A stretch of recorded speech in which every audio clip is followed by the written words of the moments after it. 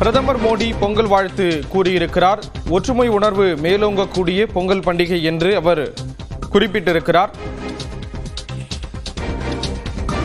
உழைப்பிற்கும் இயற்கையின் இசைவிற்கும் இடையே உள்ள நெருங்கிய தொடர்பை விளக்கும் பண்டிகை பொங்கல் என்று அவர் கூறியிருக்கிறார். அனைவருக்கும் பொங்கல் வாழ்த்துக்கள் என்று அவர் குறிப்பிட்டிருக்கக்கூடிய நிலையில் நாளைய தினம் பொங்கல் கொண்டாடப்படக்கூடிய நிலையில் ஒற்றுமை உணர்வு மேலோங்கும் பொங்கல் பண்டிகை என்று பிரதமர் மோடி குறிப்பிட்டிருக்கிறார்.